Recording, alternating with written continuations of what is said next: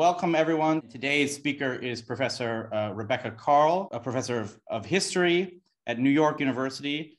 She's the author of many books, and I don't want to allow myself to indulge in praising her scholarship or giving much detail about her CV, because it would just take precious time away from her presentation. The title of the presentation is The Socialist Law of Value and the Rural Economy, Wang Yanan and Marxism in China. I want to thank Nathan for inviting me. Thank you all for coming. I'll just dive in. This is work that I am presently in the process of revising and putting together for a monograph that may or may not come forth at some point.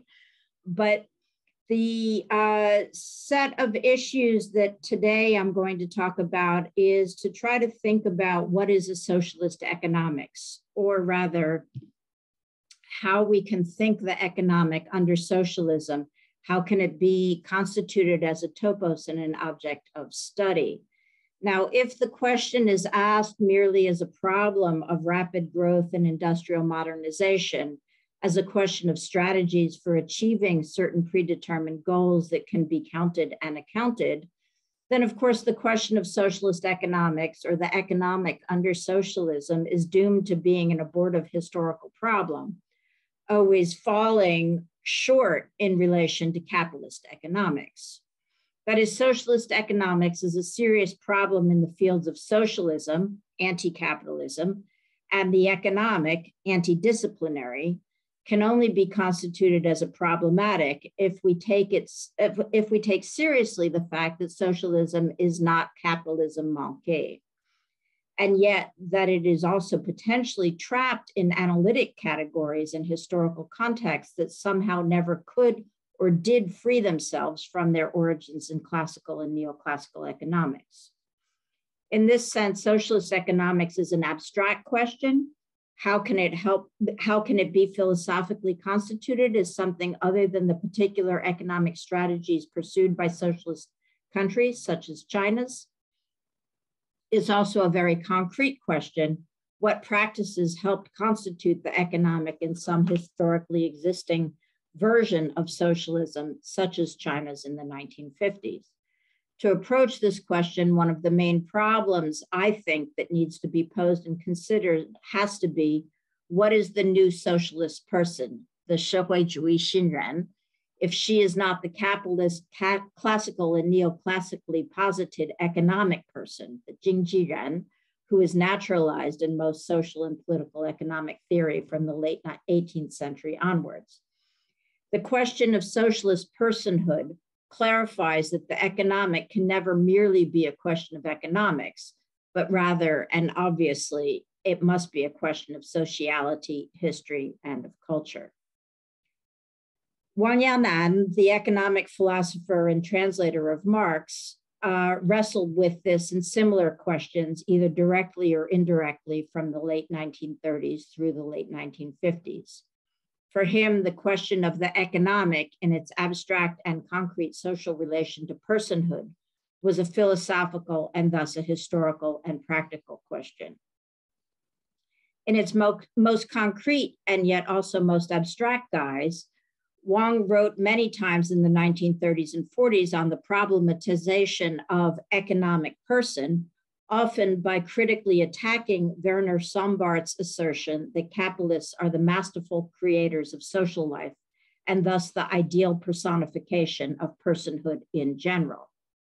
This reification that conflates individual desire or pursuit with a systemic logic becomes entirely ideological and thus historically philosophical when economic value, 经济价值, and historical values, 历史价值, become one through the transformation of the law of the jungle, the natural world, into the survival of the fittest, the human world.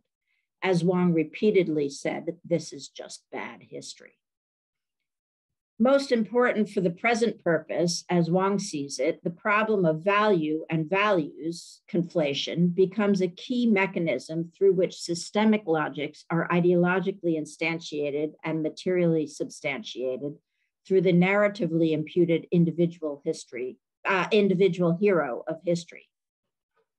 The narrative is not the mere superstructural or representational form reflecting content. Rather, the narrative of the individual hero capitalist who creates capitalism as a naturalized system of human nature creates the content itself. If that narrative then is constituted through economics, then one major way of transforming the historical material conditions is, as Wang asserts, by correcting the irrational economic relations among humans. What Wang calls for is a reconceptualization of the narrative that naturalizes some relations while denaturalizing others. So in the remaining part of this talk or this presentation, what I want to think about is how narrative changes can be posed and posited, and thus how the value-values conflation that leads only to mystification and alienation can be reoriented towards an exposition that provides a historical basis for a different kind of economic practice and thinking. These issues were seriously pursued in the thinking about and in Chinese socialism of the 1950s. They were never resolved and perhaps never could have been. The rural communes became the narrative center around and through which this new exposition was to be written.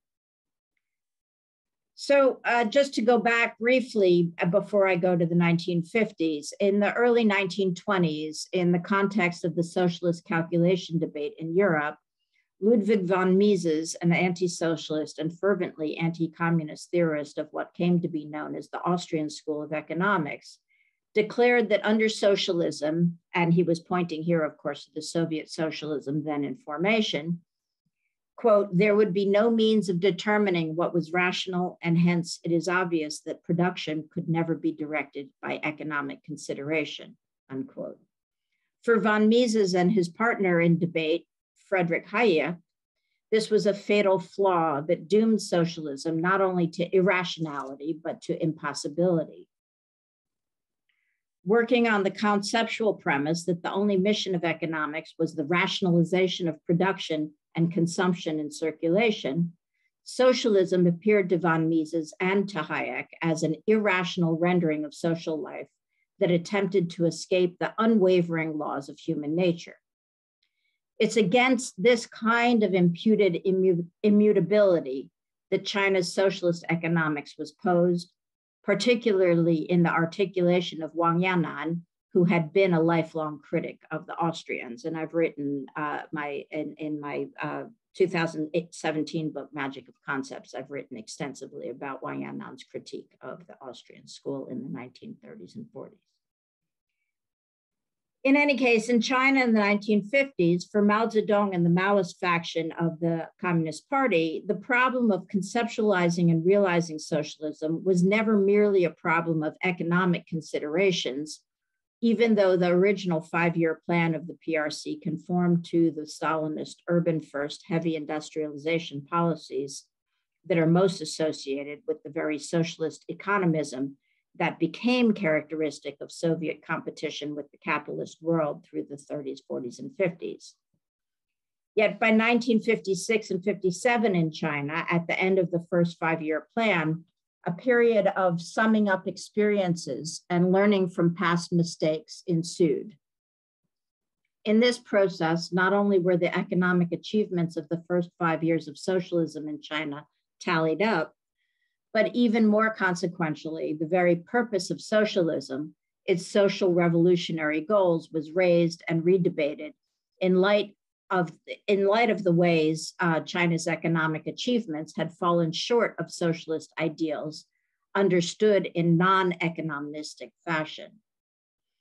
The law of value debate was joined at this time and is best understood as a process of trying to think about what a distinctive economics of socialism or socialist economics might look like.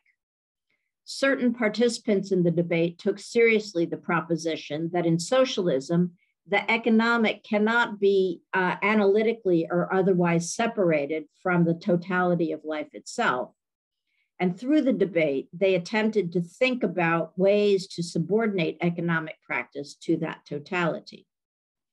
The debate proceeded vigorously through 1959, although to the extent that the debate got bogged down into modes of counting or accounting, the problem became enmeshed in an insoluble conundrum of using separable capitalist categories to think socialism. And in those terms, the indivisibility of socialism became impossible to conceptualize. Hence, to the extent that the debate was forced into conceptual modes of profit, price, commodity, labor, and value as separable categories of counting, there was no escape from the narrow logic of the law of value as an accounting mechanism rather than a new form of sociality. Now, Wang Yanan attempted to circumvent that whole problem, and I'll discuss that in a moment because I cannot give a full account of the debate here. But nevertheless, several aspects of the process we have to grasp very, very briefly. And it's generally understood that the 1958 publication and translation of Stalin's Problems in Soviet Socialist Political Economy helped to animate the debate in China over commodity production, law of value, and other related questions. This text was published just as the communist wind, the Gongchang Feng, was beginning to blow, and the rural commune campaign was being launched. Mao Zedong made extensive notes in the margins of this book, in which he took great exception to Stalin's mechanical notion of how socialist economics should function. These notes were not publicly available at the time of the debates, although Mao's own interpretation of how socialist economics deviated from capitalist and from Soviet concerns had recently been summed up in his April 1956 essay, The 10 Great Relationships, Lun Shida Guanxi. In 1959, a major conference was convened in Shanghai on the problem of economic theory, of socialist economic theory. The first of its kind in scope and reach, it was organized by the Chinese Academy of Social Sciences in Beijing in partnership with the Shanghai Academy of Social Sciences. Held at Shanghai's Peace Hotel, over 240 economists and social scientists attended. It gathered together those who would continue the discussion of socialist economics that had begun in 1955 and 56, and that had restarted after the publication of Stalin's book. Xue Muchao, Sun Yefang, and Gu Jun now are most associated both with the original discussion of Stalin's book and with this conference. Wang Yanan, too, attended the conference, as did practically everyone of any note in the field at the time. Whatever the merits of the various debaters or of the various debates, it seems generally agreed by scholars today that this was the first and last possible time under Mao that such a freewheeling discussion could and did take place. As is clear from the denouement of the debates, however, the terms in which the questions were posed became enmeshed in ideological intransigence and thus in political traps. It is unclear to me how it could have been otherwise given the specific political and then tragic historical context in which the issues were battled out. Abstract questions raised with reference and in dialectical relation to the particular set of historical problems were quickly concretized in a fraught political context where the abstractions became simplified into operational categories. In this operationalization, the inseparable social and historical nature of the question of socialism was lost in application. Now, my own interest in these questions is not in endlessly rehearsing the minutiae of the theories or the debates. Rather, my interest stems from my more general preoccupation with Wang Yanan, which in turn emerges from my interest in how the problem of the economic was and could be constituted in different historical eras when what counts as economic practice is thrown into question. Now, this was quite clear in the 1959 debates over what constitutes, what is particular about Chinese socialism, what is particular about socialism in China. The problem then of labor and the problem of profit could not be understood then in the same expropriative manner as under capitalism. That is, in the 1950s, and particularly in the construction and establishment of the communes, the problem of economics, what is the very terms of economic practice, were thrown into question. As Isabella Weber has explored, the problem of output versus profit was one of the major issues debated between Chen Boda and Sun Yat-sen from 1959 to 1964, and it's in the context of those debates that Wang Yanan also intervened. Wang was most concerned in the late 1950s to denaturalize categories so as to re-embed them into newly emerging social formations. Thus, whereas somebody like Sun Yat-sen treated the law of value as an objective law of economics, Wang treated it as an embedded law in a specific social formation. For Wang, the question of the study of socialist political economy was a problem of epistemologically or conceptually specifying the scope of the object of study. He wrote that the study of political economics cannot be construed as a problem of objective existence or merely of policy or laws. In other words, the study of socialist political economy is a problem of practice, in which all practices must be conceptually treated as fully embedded in social and cultural worlds that are not reducible to a singular logic of economics as a discipline of accounting or counting. As Wang clarified, the moment one tries to reduce political economy to a study of a singular object, a singular 对象, one reduces its potential for producing new conceptual forms from the emerging concrete socialist practices on the ground. This dynamic conceptualization had to take as its object then the newly emergent form of the communes. In this regard, then, Wang in 1959 professed himself to be a partisan of what was called the social relations camp of the debate over the law of value against the forces of production camp of the debate.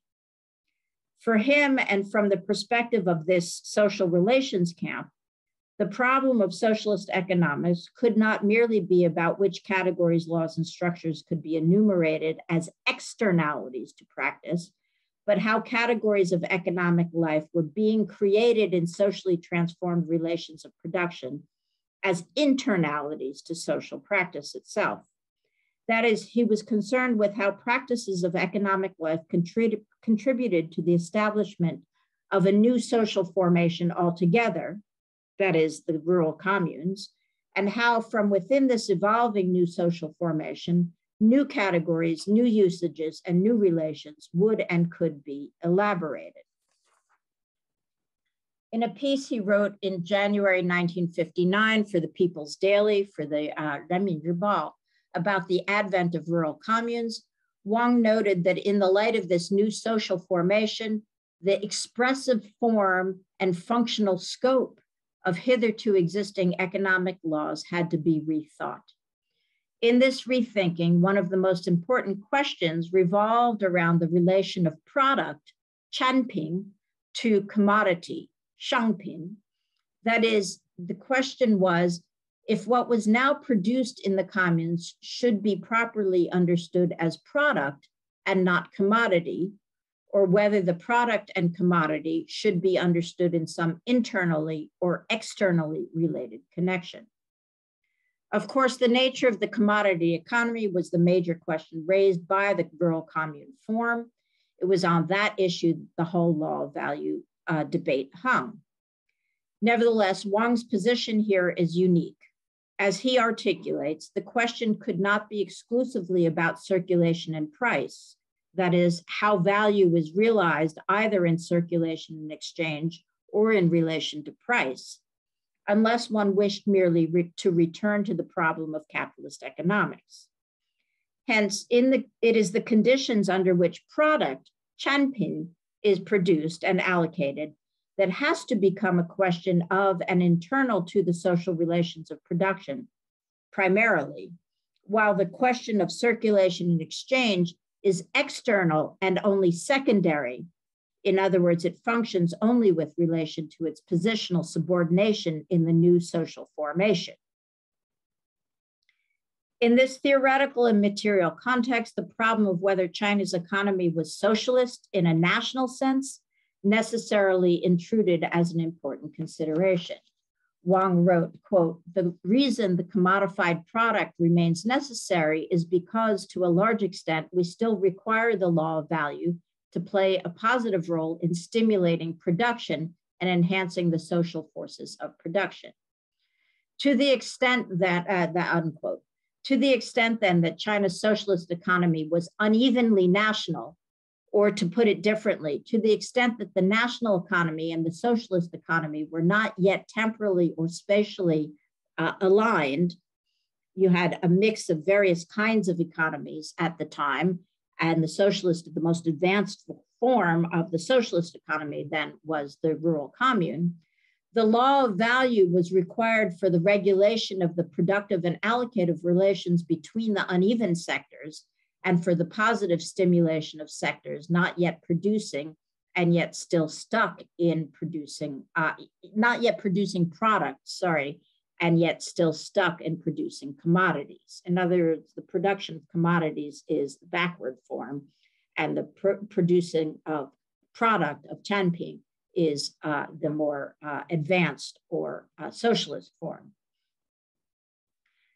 With the problem of commodity production, commodity circulation having been in part transformed into the problem of product allocation, in other words, from 商品流通 to 产品分配, the mechanism of realizing value also had been transformed. It was no longer the old law of value that dominated 支配, but the new law of value regulated through the new social relations in which the overall productive process was embedded. Thus, if one sees the late 1950s in a transitional frame as comprising layered elements of the new democratic mixed economy, old forms of semi-feudal and semi-colonial productive processes, socialism and communism, then commodity production remained a vestige of a previous mode, and its operation, including the old law of value based in market exchange, remained part of the totality, but not in a determinative position. This was largely because the private profit motive was no longer extant under socialism. Thus, the striving for price and market were no longer of primary concern, and comparative sectoral advantage was not the logic upon which product was produced. Instead, the product was part of a totality whose end goal was not profit, but provision, 供应. Thus, rather than pertain to different sectors of the economy, the law of value positively regulated the uneven relations within a whole. This could clearly be seen, Wang says, through the rural communes. The most important point here is about the articulation of uneven social formations in a totality whose social logic has now been transformed. The mechanism or principle of potential transformation of unevenness will have been the rural communes as a new social formation whose integrated economies are not based on comparative advantage or profit, but on the provisioning of human life and the enabling of the emergence of the new socialist person. As Wang says, quote, "All one needs to do is to participate even once in rural commune planning conferences, to listen to how commune members sum up their discussions and convictions about the proportionate investments they make in farming, forestry, husbandry, sidelines, and fishery, in order to understand that in making certain decisions as a collective and in terms of the overall situation, they do not consider the law of value or comparative advantage in their allocations of resources and labor power, unquote. In this situation, Wang concludes, the law of value is, quote, nothing more than the law of commodity prices that must be determined by the socially necessary amount of labor, unquote. Now, the problem of the socially necessary labor time complicates and also clarifies the matter. For some economists, such as Sun Yat-fang, socially necessary labor time was a form of calculation where the inspection and calculating required to account for efficiency turned the problem of labor into an economistic mode, where abstract labor becomes a synonym to socially equalized labor as a mechanism of accounting. In Wang's terms, however, socially necessary labor time is a principle of social life, where the concrete problems of the reduction of wastage and the provisioning of communes turns the economic as practice into a problem of how to establish the rule of personhood over economics rather than the rule of economics over personhood. Sorry. Rather than just reducing value to labor, where labor is merely a countable unit of value, what Wang insisted was that value be derived from labor, that is, labor is value as a social form of the transformation of life itself. It is undoubtedly here, however, that the continued use of the law of value to regulate backward, that is, non-socialist parts of the economy, can and did get bogged down into the counting mechanisms. And yet, as Wang describes it, or attempts to save it for the non-determinative and yet important socially regulative function, the law of value must be thought as intrinsic to the foundations of the socialist economic system and the national planning system. In its internality, and because it is at the mercy of human intervention rather than operating anarchically or independently in the marketplace, it can function without threatening to contaminate the non-capitalist totality of rural communes and their particular form of integrated social production and social life. That is, if the law of value is not cast in its accustomed capitalist narrative role as player in circulation and exchange, but rather is cast in a protagonist role as this primary exposition of the value of labor as a category internal to the new socialist formation of the rural communes, it cannot be threatening to socialist production. Rather, it contributes positively. By May 1959, the April conference was now concluded. The debate on the law of value moved into a next phase. And Wang was very involved in that phase as well. So for him then, in enumerating the ways in which economists and commentators had hitherto misunderstood the law of value, Wang clarified that socialist planned economy requires the law to increase labor power and to accelerate production. And yet, still, he maintains that the law of value in socialism pertains primarily to the sphere of labor and production and not to the sphere of circulation and exchange. Wang is not concerned with what comes to be called in post-Mao Dengist discourse scientific management, but rather with the reduction of wastage in the overall economy and the stimulation of product that could help China cope with the necessarily self-reliant autocratic strategy of development imposed upon it by the global sphere. He is interested, that is, in labor as a form of social life and livelihood rather than a source of accumulation of surplus value. In general, what this position allowed Wang to argue was that the rural communes were an advanced social formation that provided the conditions under which the positive stimulus of the law of value could be fostered, while the negative attributes of such a law could be relatively negated. Wang argues this through a number of different essays that I will not go into. They are in a longer form of this presentation that forms part of a paper that is to be published very soon.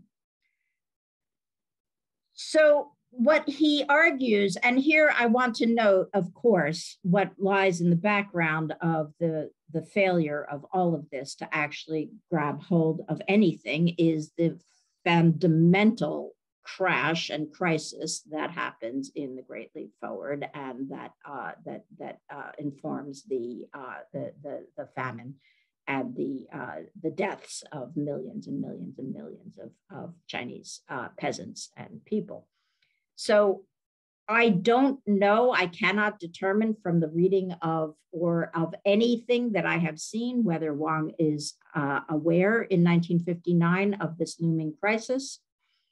What I do know is that from the end of 1959 to the end of 1962, he stops writing altogether, and presumably he stops writing because his abstract ideas of the commune turn out to bear no relation to what's actually happening on the ground. But what I want to do is not to nostalgically look back and think about what would have happened if Wang's abstract ideas had actually come to be, but to try to think about the realignment of economic production and sociality in the realm of economic thinking and socialist life, and how that was being thought as a philosophical, economic, and social problem at the time.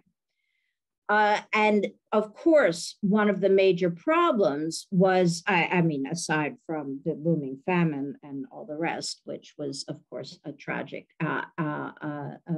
historical outcome, but one of the major philosophical or mechanistic problems inhered in how the communes were to interact with one another and with the planned economy. Now, this, as we know, broke down fundamentally. But it was here then that the logic of the law of value remains intrinsic to social and socialist production, and is also externalized as a conscious tool of regulation. And here he analogizes the law of value and its function as part of a chess game or a Go board, ipanchi, right? With the mode of coordination not being market competition or profit-driven growth, but rather based in who can help whom in an overall scheme of development. Now, there's to be sure, there's nothing in any of this thinking that helps a technocrat understand what and how to count and where to find the proper object, the duishang of accounting. If value is derived from social labor and is not an extrinsic measure of that labor, the unit of accounting is not evident. But that is due then in turn to Wang's own conviction that fully exploring and explicating conceptual issues is an intimate and intrinsic aspect of identifying any object of analysis. In other words, the object cannot come before the concept. The concept has to be derived from an object. So on the one hand, Wang dismisses singular explanations of development and instead insists that it is only the dialectical interaction among and between relations and forces of production that provides the momentum for transformation and accelerated development. And on the other hand, in the specific context of socialist China of the late 1950s, there are still huge gaps and thus enormous unevenness in the overlapping modes of production still extant in social life. Whereas in capitalism, unevenness is an obstacle to transformation, or put differently, whereas capitalism's purpose is to continuously reproduce unevenness and thus lock into place the unequal relations of time and place or space so as to better accumulate. By contrast, in socialism, this unevenness is the very condition for the enabling and promotion of social transformation. Thus, in the rural areas, the coexistence of different forms, whether cooperatives and communes, promotes the transformation of all into the more socialist form, as their non-antagonistic contradictions lead to the process of quantity change turning into a change in quality. In other words, the way in which unevenness operates in socialism is progressive, and it serves to stimulate transformations in social relations, whereas in capitalism, it is regressive and only serves as a principle of capital accumulation.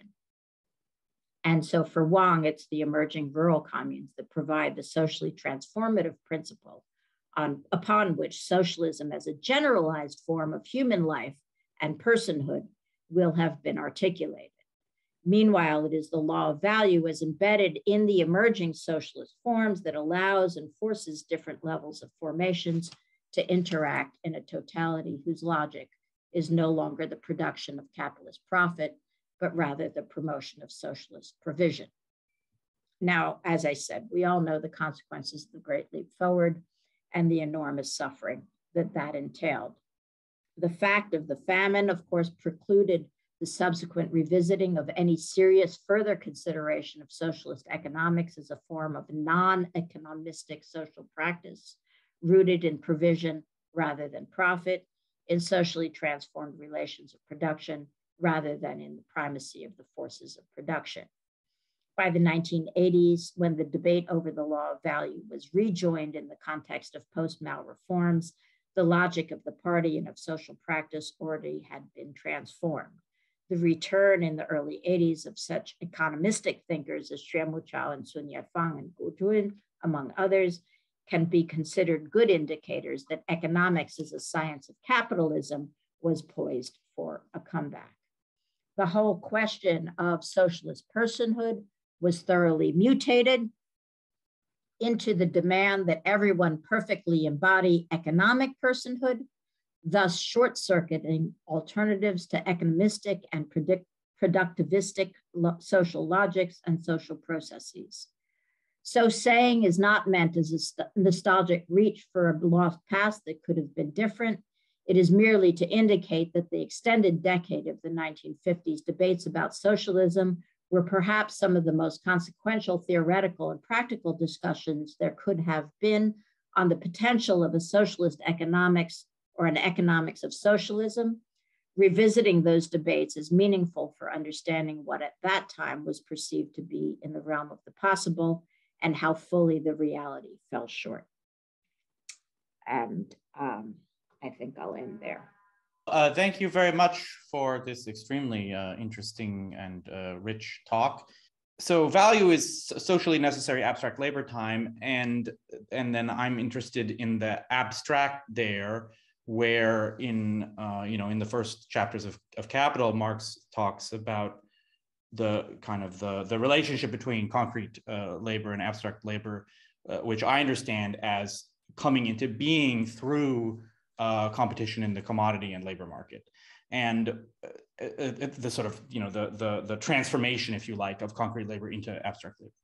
And whenever I hear about, and I don't know this literature very well, but the law of value under socialism or under any kind of non-capitalist mode of production, I wonder about the mechanism of mediation between concrete and abstract labor, and I wonder if that's something, I don't know, that was an issue in these debates in the 1950s. Sure, yeah, that's the wing of the debate I don't deal with. That's the wing of the debate that continues to count labor as a unit of value rather than the value of labor as embedded in social forms. And so, I mean, obviously, at some point, in order to have a functioning economy and to have the technocrats who run that economy, there has to be units of accounting. And that's where what Wang is saying, that's where the translation doesn't happen. In other words, the philosophical concern with how to think of socialist economics with capitalist categories, or categories that are derived from capitalist histories and capitalist practices, that becomes the insoluble problem.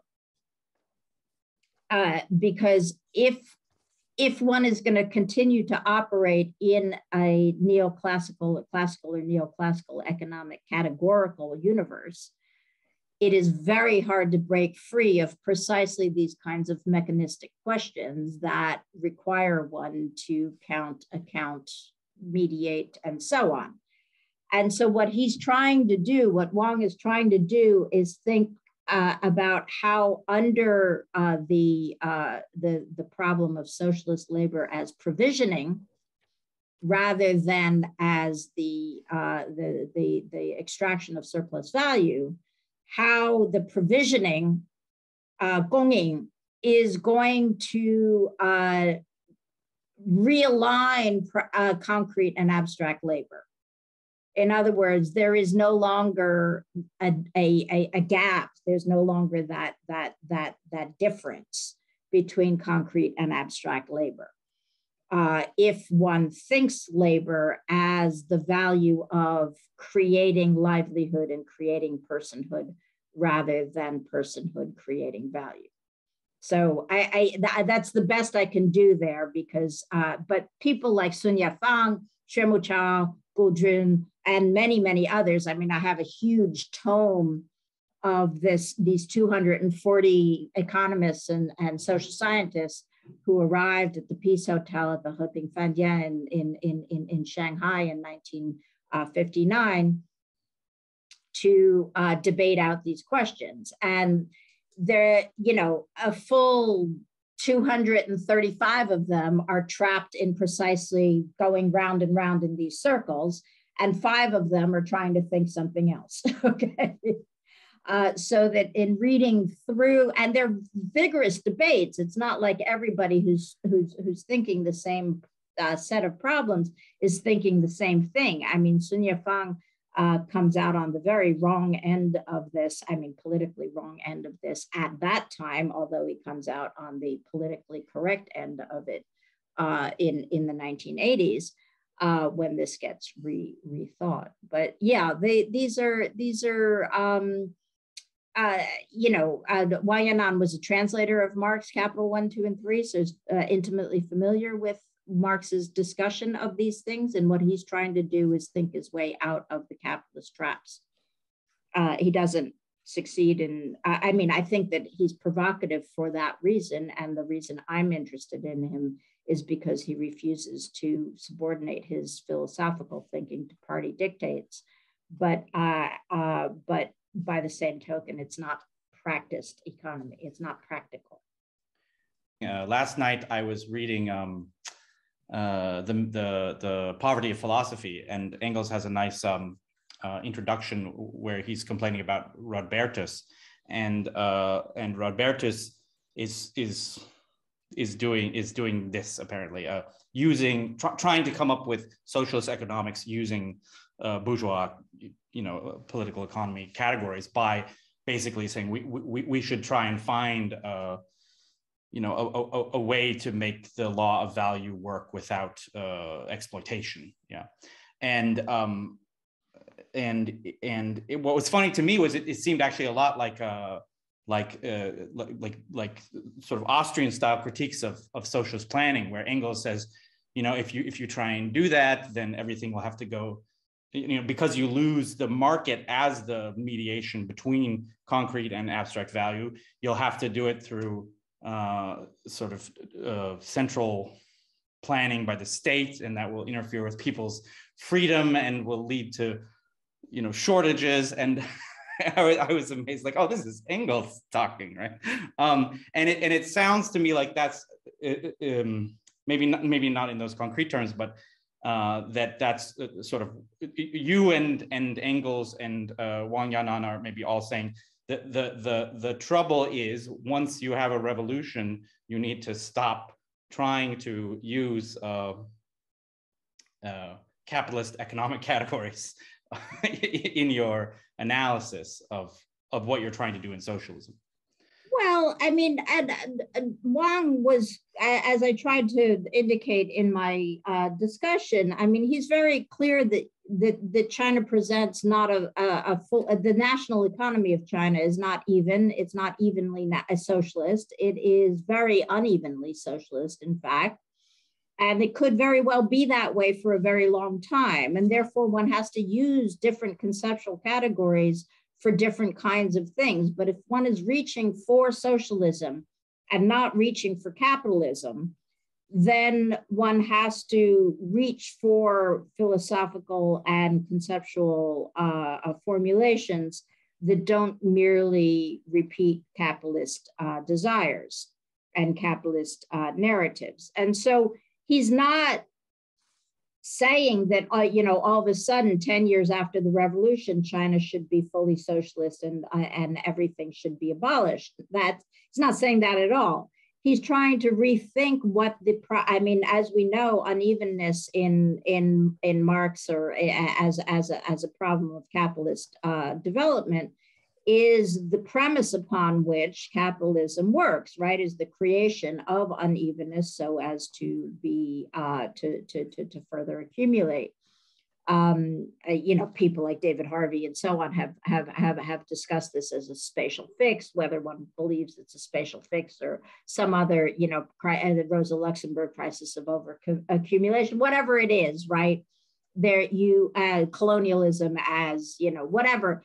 These are all familiar categories and familiar notions. So that for him, he's very clear that unevenness in capitalism is regressive. It holds places back. It holds people and locations in thrall to the domination by capital. But his understanding of unevenness in socialism is entirely different, because there is unevenness in socialism, especially in China's socialism in 1959. You have these very advanced forms, which are the communes, and then you have regressive forms, which are, even though things are being nationalized already by the 1958-59 nationalization of private property and so on, you do still have private profit, private property, and various forms of production and accumulation that are not yet subordinated to the socialist principle. And so for him, the question of how to transform those sectors of the economy or those sectors of production into socialist forms is premised upon the unevenness, where you have the advanced forms that will drag along and finally pull out of their capitalist backwardness, will pull along, other sectors of the economy. Obviously, none of this had enough time to work before it all crashed.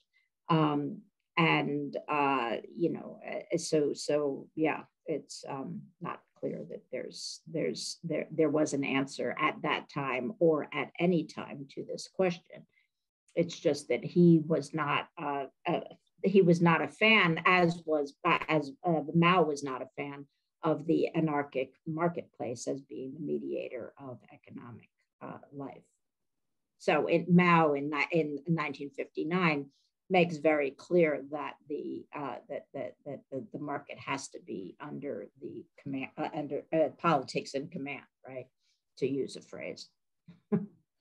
This is part of a larger set of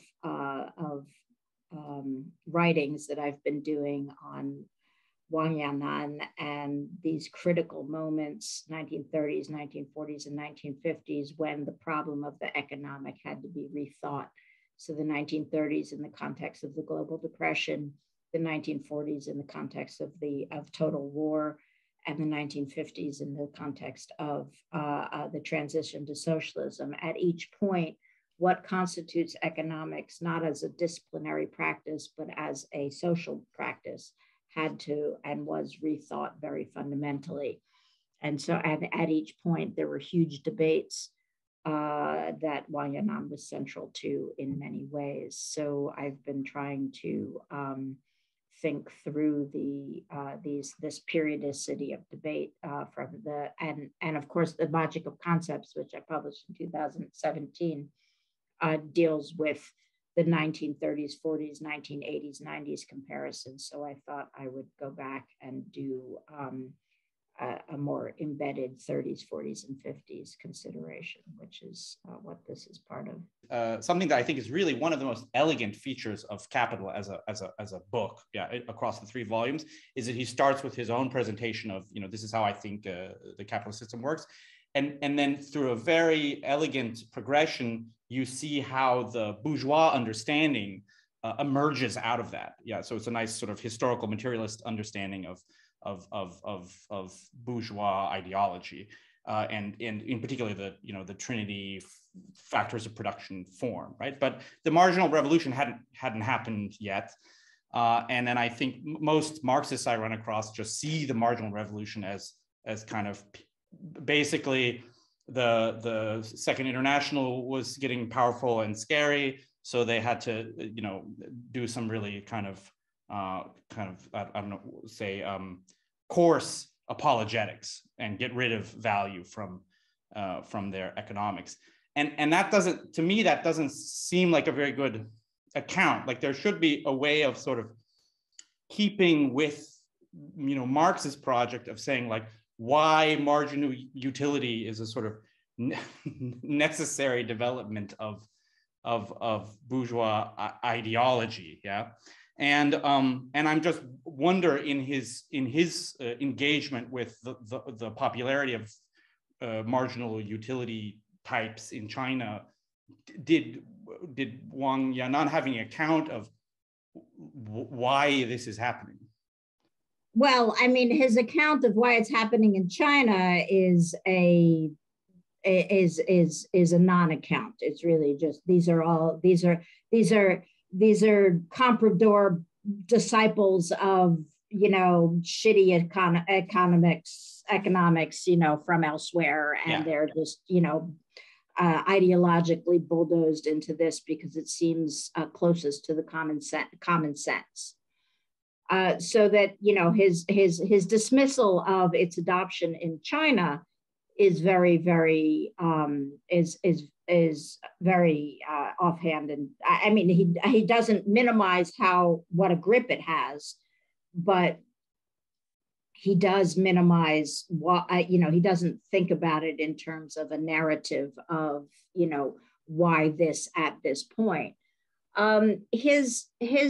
His critique of Austrian school more generally, and why it is wrapped up in its relationship to the German New Historicism, which he equally despises. Okay, and so that he thinks both of these are and that he pins these to the idea, strangely, I guess, or not so strangely, that these are in Europe backward economies that need to think their way out of backwardness into something, and that these are mechanisms, whether it's new historicism and the national economy, nationalist economies like with Friedrich List or so on, or it's the Austrians, that these are backward economies that need to think their way through and out the other side of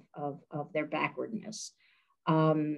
I don't recall exactly, I mean, it's been several years now since I read him on the Austrians, and I've